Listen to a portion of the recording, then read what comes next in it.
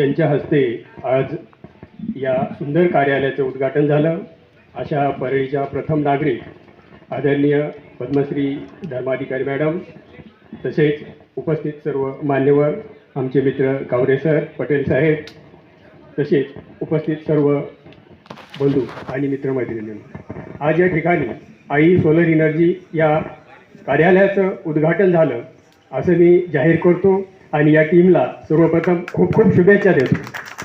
कारण काल मी आदरणीय कचरे सरांना चर्चा करत असताना विचारलं की सर, या व्यवसायामध्ये तुम्ही का उतरला? ते तर या व्यवसायासंबंधात सांगतीलच ते, परंतु मी त्यांना खूप जवळून ओळखतो. खूप तळमळ, धडपड आणि जिद्द असणारा हा व्यक्ती आहे. ते नुसतं सोलरचंच काम नाही, तर ज्यांना या संबंधी अनुदान पाहिजे असेल त्या अनुदानासाठी ते तळमळ करतात. जर यांना बँकेची मदत लागली तर त्यासाठी बँकेत जातात, अधिकाऱ्यांना बोलतात, ते त्यांना कन्व्हिन्स करतात. हे मी खूप जवळून पाहिले त्यांना. म्हणजेच ते केवळ सौर ऊर्जा या बिझनेसपुरता विचार न करता तो व्यक्तीला पूर्ण सर्वतोपरी सहकार्य करण्याचं काम ती आणि त्यांची टीम या ठिकाणी करत असतात.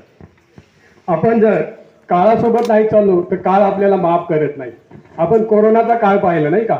कोरोनाच्या काळामध्ये सगळं अख्खं जग घरामध्ये बंदिस्त होतं आणि अशा काळात सुद्धा काही लोकांनी व्यवसाय केले. तर त्या काळात कोणते व्यवसाय चालले? तर मास्क नावाचं आपण तोंडाला लावत होतो नाही का? तर त्या काळामध्ये टेलरिंग काम करणाऱ्या महिलांचा धंदा हा लाखो आणि करोडो रुपयात झाला. मला सांगायचं तात्पर्य की आपण काळासोबत चाललं पाहिजे. मेडिकलचा व्यवसाय हा त्या काळात खूप चालला. ज्यांच्याकडे 4 व्हीलर गाड्या होत्या त्यांचं माणसं प्रत्येक ठिकाणी अडकली होती, तर त्या गाड्यांचा व्यवसाय लोकांनी मोठ्या प्रमाणात केला. बरोबर आहे की नाही? त्यानंतर आपलं अत्यावश्यक सेवेमध्ये राशन असेल, भाजीपाला असेल, तर त्या काळात आपल्याला ते मिळणं सुद्धा दुरापस्त होतं. तर त्या काळात शेतकऱ्यांनी आणि दुकानदारांनी लाखो करोडो रुपयाचा व्यवसाय केला. तर सांगायचं तात्पर्य की आपण काळासोबत चालणं गरजेचं आहे.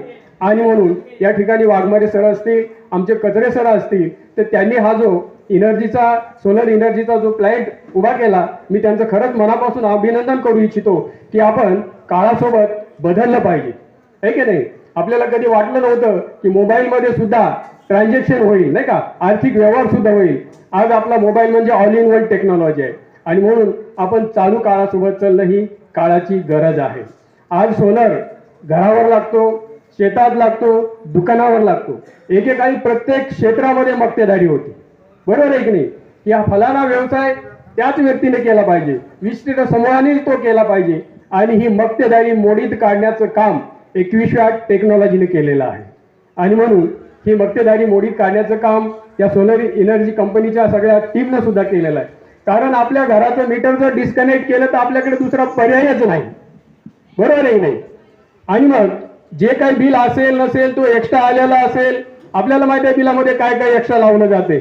आणखी बऱ्याच जणांना त्याचा पत्ताच माहित नाही, त्याचे कशा कशाचं बिलं लावतात नाही का? रिडिंगचं तर लावतात, पण त्याच्या व्यतिरिक्त आपल्याकडून ते मीटरचं सुद्धा दर महिन्याला घेतात. आपण त्यांना विचारलं तर ते सांगतात की वेगवेगळ्या पद्धतीनं नाही का?